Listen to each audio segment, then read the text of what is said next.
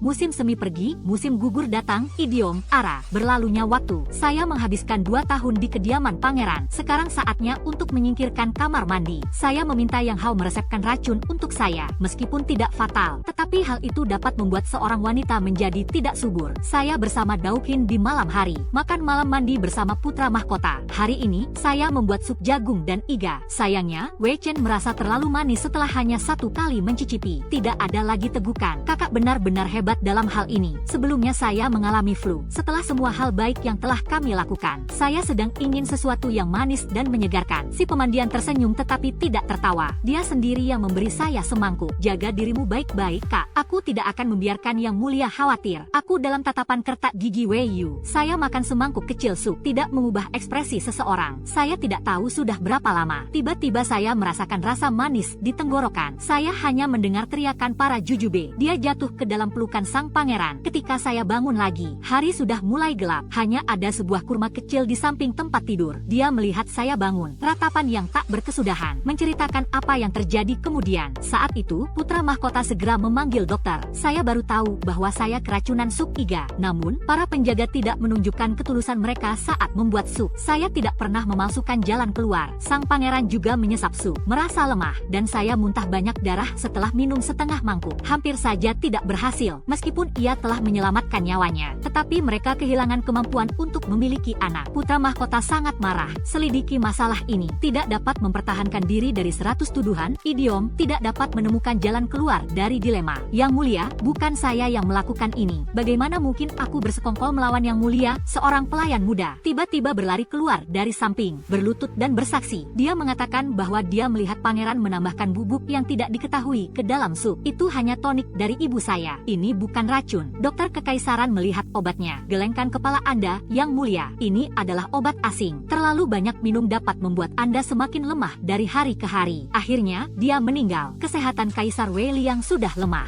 Itu sebabnya mereka muntah darah setelah diracuni. Wei Yu menangis terseduh-seduh. Dia tidak bisa mempercayainya. Pria yang sangat Anda cintai. Dan sekarang dia melihat dirinya sendiri dengan ekspresi jijik. Membunuh putra mahkota adalah pelanggaran yang dapat dihukum mati. Tapi dia tidak mengerti. Itu adalah tonik yang diberikan ibu saya. Katanya itu membuat Anda kuat, menghindari bencana dan meringankan penyakit. Ketika Wei Chen Jing mendengar tentang kemanjuran obat ini, dengan kecemasan besar, saya ingin tahu apakah Ricardo yang diuntungkan dengan hal ini. Keluarga Wong selalu curiga. Keluarga Li sekarang bertanggung jawab atas keuangan di istana kekaisaran. Kekuatannya bertambah kuat. Apa kau berkomplot untuk melawanku? Wei Chen Jing menempatkan Wei Yu dalam pengasingan. Putri mahkota dinyatakan sakit. Sebagian besar orang lain yang terlibat juga tewas. Hal ini telah ditekan. Sang pangeran belum datang. Dia cukup kuat untuk melawan keluarga Li. Selain itu, kami membutuhkan dukungan mereka sekarang. Anda tidak punya pilihan lain selain hibernasi. Menunggu saat yang tepat. Ketika saya mendengar tentang pemandian yang terpencil, saya belum bisa bangun dari tempat tidur. Meskipun saya merasa lebih baik sebelumnya. Tapi kali ini racunnya sangat kuat. Jika bukan karena Yang Hao, saya telah diberi ramuan herbal sebelumnya untuk memperlambat efeknya. Saya rasa saya tidak akan berhasil. Terkenal karena kekurangannya. Untunglah tren kamar mandi sudah berakhir. Juga berhasil di benak sang pangeran. Mengubur kecurigaan terhadap Rika. Sudah 3 tahun berlalu. Saya menjadi musuh favorit pangeran. Sedangkan untuk kamar mandi, dia tidak waras. Sejak diasingkan, sang pangeran menemukan seorang wanita yang mirip dengannya. Ini mungkin semacam metode khusus. Jika Anda tidak melihatnya dari dekat, saya juga tidak mengenalinya. Selama 3 tahun terakhir, Wei Chen Jing telah mendaftarkan para pejabat terpenting di pengadilan. Tahta mungkin akan jatuh ke tangannya. Yuan He 10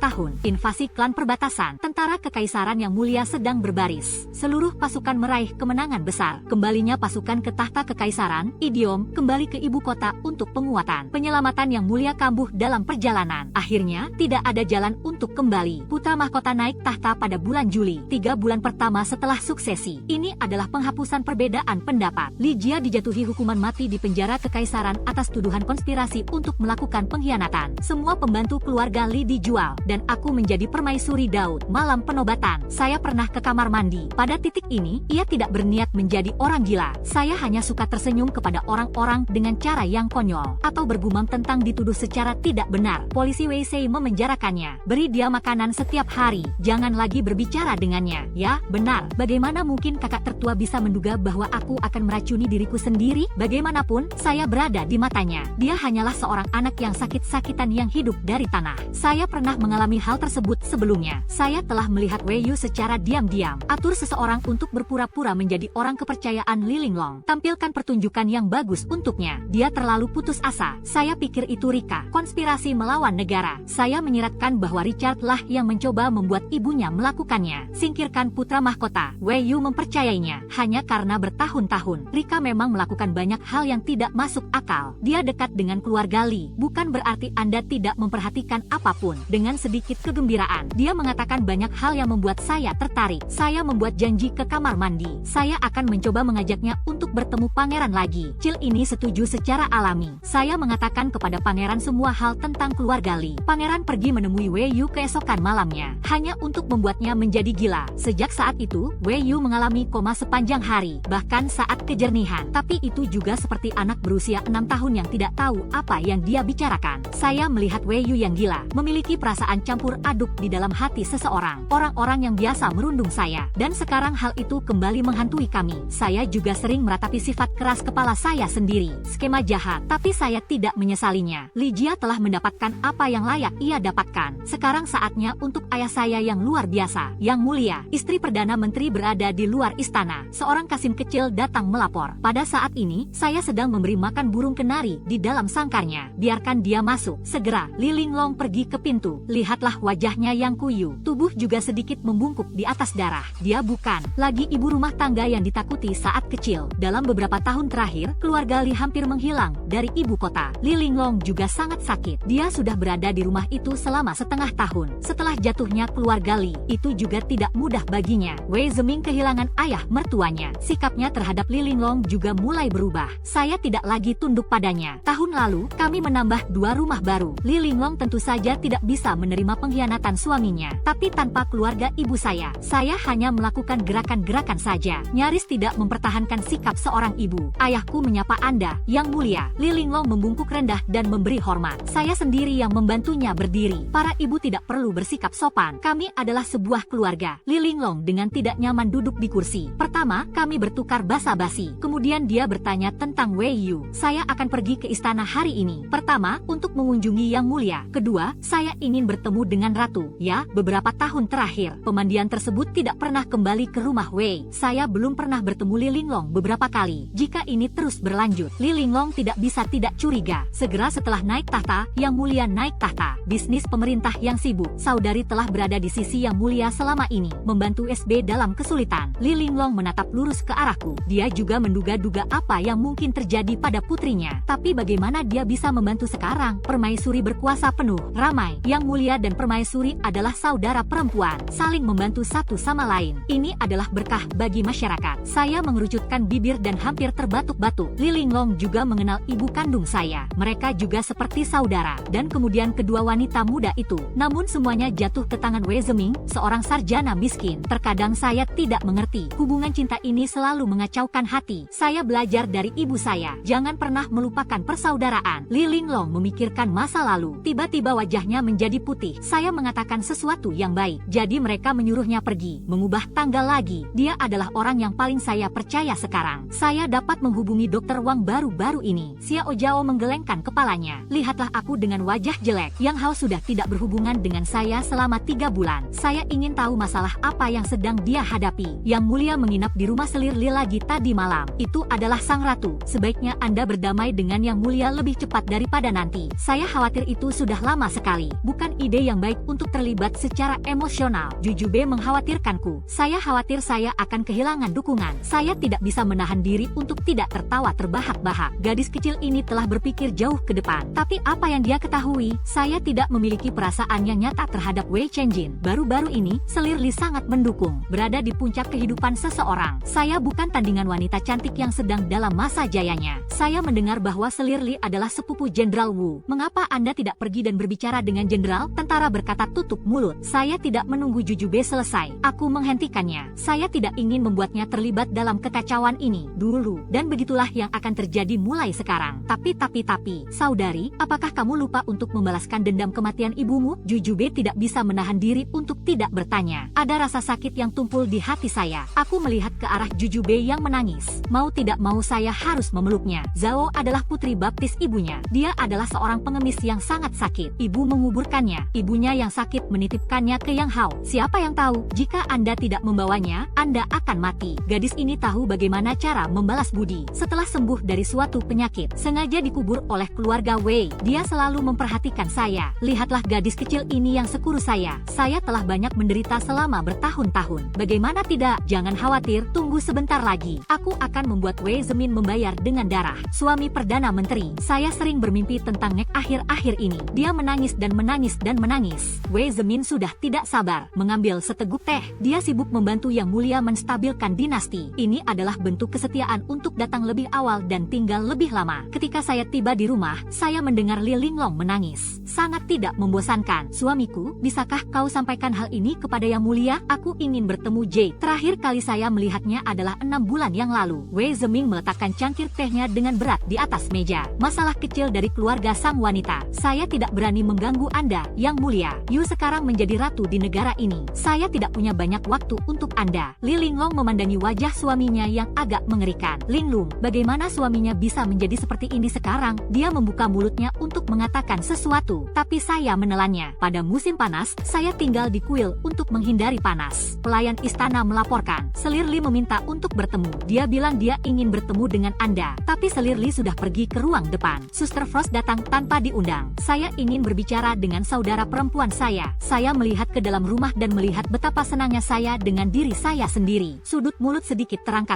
Sebagian besar jenderal di keluarga saya adalah orang yang bijaksana dan tidak banyak bicara. Saya tidak menyadari bahwa ada seorang yang flamboyan dalam generasi ini. Dari tempat saudara perempuan saya, aku tidak sehat, jadi saya jarang keluar rumah. Anda bisa datang dan berbicara dengan saya. Tentu saja, saya senang. Penyihir Ningxuang secara tidak sengaja menyentuh jepit rambut emas di kepalanya. Menyebutkan begitu saja, sepupu saya diberi gelar Jenderal Kavaleri Harimau oleh Yang Mulia kemarin. Saya tidak tahu apakah Anda pernah mendengarnya. Senyum di sudut mulut saya memudar, memperhatikan dengan saksama orang di depannya. Mata penyihir Nimbus memang terlihat sedikit seperti polusi. Sepasang mata Phoenix yang penuh kasih sayang. Tataplah matanya. Ini seperti memasuki lautan, tanpa henti dan penuh semangat seperti biasa. Setelah sekian lama, saya menarik sudut mulut saya. Dia menjawab dengan ringan, kamu bercanda, saudari. Harem tidak boleh ikut campur dalam politik. Saya tidak tahu banyak tentang dinasti ini. Saya kira saya tidak menyangka akan menjawab seperti itu. Kejutan diikuti dengan sedikit kemarahan. Suster tidak peduli dengan dunia. Hanya saja, sebagian orang suka khawatir. Saya hanya berpura-pura tidak mengerti. Seolah-olah Anda sedang berbicara tentang Anda. Cara saya mendengarkan dengan saksama. Penyihir Ningxuang datang dengan sukacita. Dia pergi dengan marah. Saya memiliki banyak pemikiran setelah dia pergi. Sejak terakhir kali kami berselisih paham, dia tidak pernah menghubungi saya lagi. Dan sekarang dia mendekati pengadilan yang dia benci. Apa gunanya? Saya sudah lama tidak melihat Wei Chengjin malam ini. Saya datang ke kamar saya setelah absen cukup lama. Saya rasa itu karena peri penyihir mengatakan sesuatu. Waktu makan malam, Wei Chengjin dengan penuh semangat memberi saya sepotong daging. Kata Cici dengan wajah terisak. Berat badan Anda turun akhir-akhir ini. Lebih banyak kaldu. Saya segera memasang senyum palsu. Dashou menganggukkan kepalanya dengan penuh haru dan berterima kasih kepada Yang Mulia atas perhatiannya. Dia menyebut nama ayah dan keluarga saya secara sepintas. Memuji Perdana Menteri Wei atas semua pengabdiannya kepadanya. Saya mendengar Perdana Menteri mengatakan, saya tahu bahwa ibu kandung Anda adalah teman keluarga Wu. Wajahku berubah. Wei Zemin tidak tahu malu. Beraninya kau bicara tentang ibuku? Tapi itu Gu Jiao. Saya belum pernah berbicara dengannya sejak ibunya meninggal. Dengarkan aku. Wei Chengjin bahkan lebih bersemangat. Ini adalah Gu Jiao Vivi. Harus lebih terlibat dengan keluarga Wichan. Jadi, Anda bisa memberitahu ibu kandung Anda. Besok Anda akan mengunjungi para penyihir. Menghubungkan dengan perasaan. Yang bisa saya lakukan hanyalah tersenyum dan mengatakan ya. Wei Sung Qiu ingin menggunakan saya untuk sampai ke Wujia. Sayangnya, dia takut akan kecewa. Keesokan harinya saya pergi ke Wujia, sesuai keinginan Yang Mulia. Saya disambut dengan hangat oleh beberapa tetua perempuan di Uganda. Mereka sangat dekat dengan ibu saya. Para jenderal wanita yang gagah berani itu menyebut nama ibu saya. Mereka semua terlihat sedih. Saya bertukar basa-basi dengan mereka. Kebijakan tersebut mengatakan bahwa semua bibi tidak perlu bersedih. Sekarang keluarga Li telah membayar bagian yang adil. Anak yang menderita, seandainya ibumu masih hidup, mengapa saya membiarkan Anda menderita seperti ini? Ayahmu yang tak berperasaan. Saya berharap bisa memukulnya dengan pisau. Penonton kembali mengecam Wei Zeming. Dia bahkan berencana untuk memukulnya dengan karung. Saya dapat melihat bahwa orang-orang ini serius. Saya kewalahan. Ketika kami pergi, kami menemukan polusi di halaman. Dia menjadi lebih tinggi lagi. Wajahnya terlihat lebih dewasa. Selang, semua orang tampaknya telah berubah. Kami duduk di kursi batu di tepi kolam. Telah hilang untuk waktu yang lama. Suaranya yang serak sampai ke telinga saya. Hati saya menegang. Apa yang salah dengan suaranya? Uran sepertinya menyadari keraguan saya. Saya berbicara tentang membunuh musuh, keras menghindari terluka. Saya melihat lebih dekat ke lehernya. Saya yakin ada bekas luka panjang di tenggorokan saya. Merasakan getaran di dalam hati seseorang. Bekas luka yang begitu panjang. Saya khawatir ini akan menghabiskan separuh hidupnya. Bagaimana Anda bisa begitu tidak tahu berterima kasih? Saya menelan ludah sambil terisak. Di medan perang, setiap prajurit bertempur sampai mati. Saya bertanggung jawab atas sebuah pasukan. Sudah sewajarnya untuk memimpin. Uran memberikan sapu tangan untuk menyeka air mata saya. Saya tidak menjawabnya. Yang Mulia mengutus Anda ke sini hari ini, bukan? Saya menganggukkan kepala saya. Dia ingin membuat saya akan membawa keluarga U ke dalam keluarga. Mungkin untuk bersaing dengan Wei Zeming. Yang Mulia telah menghabiskan banyak uang. Mereka telah mempromosikan banyak Wiccan. Apa yang akan kau lakukan? Yang Mulia ingin keluarga Wu menjadi lebih kuat. Bagaimana mungkin seorang hamba tidak taat? Saya membelai rambut saya yang tertiup angin. Jangan khawatir dengan janji-janji itu. Keluarga Wei tidak akan bertahan lama. Saya sudah lama tidak senang dengan Wei Zemin. Ada bagian dari dinasti yang hanya mendengarkan Wei Zemin. Setiap kali, hal itu membuatnya merasa tidak enak. Sekarang dia sering mempromosikan keluarga Wu. Ini adalah sebuah pertanda. Di tengah malam, Hayato menyerahkan sepucuk surat kepada saya. Yang Hao telah muncul lagi. Dalam surat tersebut dinyatakan bahwa saya sendiri pergi ke utara beberapa waktu yang lalu. Saya baru saja membeli beberapa tumbuhan langka. Racun yang tidak berwarna dan tidak berbau telah dibuat. Namanya Forget Me Not. Ini akan membuat Anda kesurupan saat Anda meminumnya. Mengonsumsinya dapat menyebabkan seseorang memalsukan kematiannya sendiri. Tidak ada yang bisa mengetahuinya. Aku punya obatnya. Saya mengerti yang Hao ingin saya memalsukan kematian saya untuk lolos. Namun, sekarang saya belum membalaskan dendam saya. Bagaimana Anda bisa pergi? Wei Zemin. Rubah tua ini secara alami melihat niat Wei Chenjin dan beberapa pemikiran muncul di benak saya. Sekarang Baginda Raja mulai takut akan kekuatannya sendiri. Banyak orang di istana telah mulai mengambil posisi di baju besi penyihir. Meskipun Yang Mulia terlihat jelas, Anda masih terlihat mempercayainya. Namun di balik layar ada banyak aksi. Selang festival pertengahan musim gugur. Yang Mulia telah memanggil istana untuk sebuah perjamuan. Bat duduk di samping Wei Chenjing dan menuangkan minuman untuknya. Puji menari dengan Hujia Yusheng. Wei Chenjing menatapku. Setelah pertunjukan lagu dan tarian, aku berdiri. Tuan-tuan, David selalu menjadi seorang penyair. Festival pertengahan musim gugur hari ini. Bagaimana mungkin tidak ada puisi? Tidak sebagus melafalkan kalimat-kalimat terbaik. Rayakan musim perayaan bersama. Wei Chenjin mengangguk dengan kooperatif. Anda benar, Yang Mulia. Yang Mulia, silakan berimprovisasi. Biarkan saya melihat bakat puitis David. Yang Mulia telah berbicara. Kerumunan orang segera naik ke atas kapal. Di tempat, beberapa pejabat sipil melakukan improvisasi beberapa lagu. Suara bambu dan sutra melantunkan puisi-puisi yang meriah. Seluruh pesta itu busuk dan konyol. Acara malam ini baru saja dimulai. Setelah 3 kali minum, sebagian besar pengunjung pesta berada dalam kondisi mabuk ringan. Beberapa dari 5 petugas tersebut bahkan dalam keadaan mabuk. Dalam keadaan linglung, yang Anda dengar hanyalah suara gelas yang pecah. Kemudian terdengar jeritan menusuk dari sang ratu.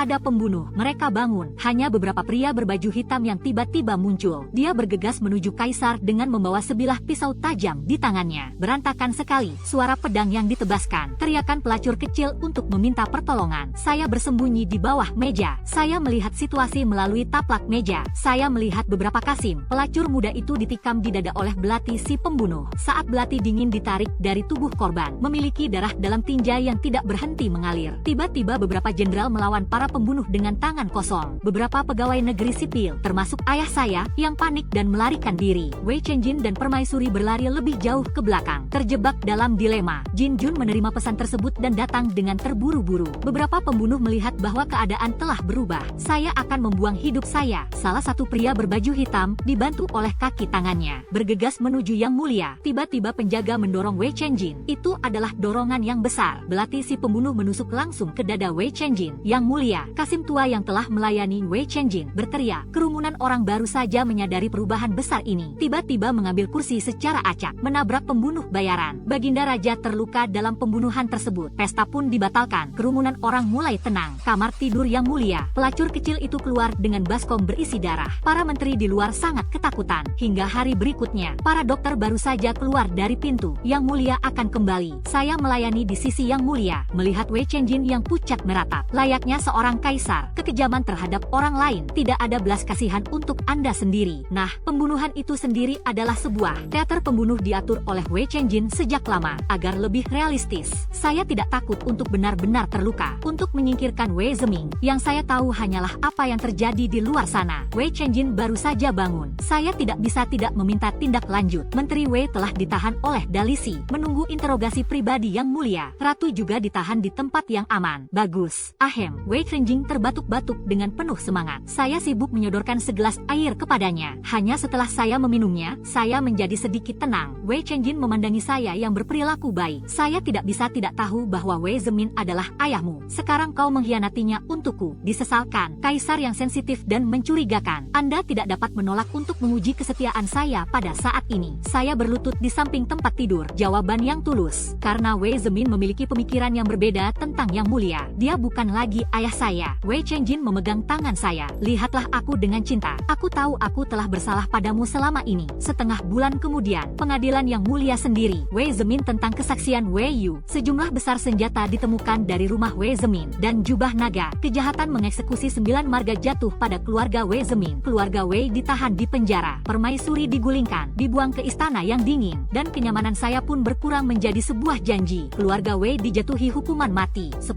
hari kemudian, dia terbunuh di kota itu untuk memperingatkan agar tidak mengikuti contoh yang buruk. Sehari sebelum eksekusi, saya masuk penjara dengan mengenakan setelan merah untuk melihat ayah saya yang baik. Tentu saja, ayah, aku datang untuk mengantar kamu pergi untuk terakhir kalinya. Saya melihat Wei Zemin yang sedang terpuruk, memberikan semangkuk bubur kepadanya. Dia mengambilnya dan menelannya. Tidak seperti dulu lagi. Ingat hari di mana Anda pertama kali bertemu dengan ibu Anda. Ibu juga memberikan semangkuk bubur putih. Wei Zemin terdiam sejenak. Saya baru menyadari siapa yang saya bicarakan. Aku salah paham. Ayah saya bukan lagi seorang sarjana miskin seperti dulu. Bagaimana Anda bisa mengingat ibu Anda? Wajah Wei Zemin sangat sulit. Lihatlah, dia menjatuhkan mangkuk ke lantai. Lihatlah aku dengan mata yang tajam. Itu kau yang berkomplot melawan keluarga Wei. Aku tersenyum. Saya sangat jujur dan mengakui bahwa saya adalah seorang pemberontak. Seharusnya saya tahu bahwa saya seharusnya tidak memelihara Nini sejak awal. Saya mengabaikan jawaban Li Sujia. Ayah saya selalu peduli dengan mata pencaharian masyarakat. Bagaimana Anda bisa membiarkan putri Anda menderita? Dikritik. Ni wanita pemberontak. Saya melihat pria yang mengomel tidak kompeten. Tanya Wei Zemin dengan lembut. Apakah Anda menyesal? Apakah Anda menyesal mengecewakan ibu saya? Wei Zemin tidak menjawab saya. Hanya berteriak seperti orang gila bahwa saya tidak salah. Aku tidak salah. Saya Perdana Menteri David. Siapa yang berani memenjarakan saya? Saya meninggalkan penjara. Bukan langkah mundur. Hari di mana Wei Zemin meninggal, aku tidak melihat. Saya bersujud 3 kali ke arah gerbang istana. Menghibur ibu seseorang. Menghibur para Yangs. Karena dendam telah terbalaskan. Rasanya seperti saya bebas. Atau hati yang selama ini menggantung di udara telah jatuh. Begitu Anda rileks, tubuh Anda tidak bisa mengatasinya. Terinfeksi angin dingin. Penyakit datang seperti tanah longsor. Idiom, mengharapkan kesembuhan secara perlahan-lahan. Dia mengalami koma demam selama 3 hari. Saya melihat ibu saya kesurupan. Dia terus tersenyum kepada saya, meneriaki saya untuk disembuhkan. Bangun. Badai air pasang telah diatasi oleh Wei Chenjin. Sepertinya saya belum baik-baik saja. Saya tidak bisa berhenti batuk darah di malam hari. Batuk membuat Anda pusing. Sepertinya ini akan menjadi bencana yang nyata. Saya biasa minum obat yang hau. Dia selalu lemah. Untuk menyingkirkan kamar mandi, dan cukup putus asa untuk meminum racun tersebut. Saat ini, saya tidak meminum racun-racun itu. Hanya saja selama bertahun-tahun. Lagi pula, saya sedang tidak fit ketika saya sakit keras. Wei Chenjin pernah datang menemui saya. Dia tampak berusaha menghibur saya, tapi saya tidak tahu bagaimana cara mengatakannya. Song Liao baru saja mengatakan saya akan mengirim dokter untuk memeriksamu. Jaga diri Anda sendiri. Ini akan baik-baik saja. Dia tidak menyangka akan hal itu. Gadis yang tumbuh bersama saya. Saya tidak percaya Anda begitu kurus. Bepergian pada saat yang sama. Dia telah memberikan begitu banyak hal kepadanya. Saya tidak menduga hal itu. Mereka berdua akhirnya saling berpandangan tanpa mengucapkan sepatah kata pun. Saya menarik-narik mulut saya untuk tersenyum, tapi itu lemah. Saya tertawa terbahak-bahak hingga tidak lucu lagi. Wei Chenjin dan saya, ini merupakan hubungan yang saling menguntungkan sejak awal. Kaisar tidak kenal ampun. Saya tidak punya hati, dan tentu saja saya harus berterima kasih kepadanya. Meskipun kami tidak berasal dari tempat yang sama, tetapi prosesnya sama saja. Wei Chenjin bukanlah orang yang bodoh. Mungkin saja Anda tidak melihat apa yang telah saya lakukan. Saya hanya mengikuti arus. Apa yang saya minta, ini hanyalah sebab dan akibat. Apa yang dia inginkan, ini adalah kerajaan kaisar. Orang-orang bergaul dengan satu sama lain. Sebagian besar, mereka hanya berkomplot melawan melawan satu sama lain. Tidak lebih dari merencanakan hati manusia. Wang Ningshuang datang menemui saya juga. Sudut matanya berwarna merah. Saya pikir saya menangis. Bagaimana Anda bisa terlibat dalam kekacauan ini? Saya tidak bisa bangun dari tempat tidur saat ini. Dia ingin bertemu dengan Anda, tapi tidak untuk saat ini, Yang Mulia. Kirim dia dalam tur ke camp barat laut. Saya mengganti tanggalnya. Berikan dia ke Frosty. Mencoba meminta untuk membawanya pergi. Jujube terisak tak terkendali. Nongshang juga menghela napas. Bagaimana Anda melewatkannya? Ya, bagaimana kau bisa melewatkannya? Mungkin sejak saya menjadi Pangeran Liang, tidak ada jalan untuk kembali. Setelah mereka pergi, saya mengambil payung dari bawah bantal. Saya tidak akan sadar selama 3 hari. Sepertinya banyak orang yang datang menemui saya. Katakan sesuatu padaku. Hanya saja saya tidak bisa mendengar Anda dengan baik. Bangun di tengah malam. Entah bagaimana, saya benar-benar terjaga selama beberapa menit. Melihat polusi berdiri di depan tempat tidur. Kau di sini. Saya mendengar diri saya sedikit ringan. Saya harus mengatakan penyesalan terbesar saya dalam hidup. Mungkin dia gagal. Saya orang yang tangguh. Ya, dan kepada orang lain. Pria di depan saya menatap lurus ke arah saya. Setelah beberapa saat, buka mulut Anda dengan serius dan kuat serta berdecit. Aku akan mengantarmu pulang. Air mata jatuh dari sudut mata saya. Bergumam lega. Tiba-tiba saya rindu rumah. Keesokan harinya salju turun dengan lebat di Kapitol. Begonia untuk taman kecil hanya jatuh dalam warna putih besar. Salju mengubur kelopak bunga semerah salju. Semuanya terkubur dalam salju.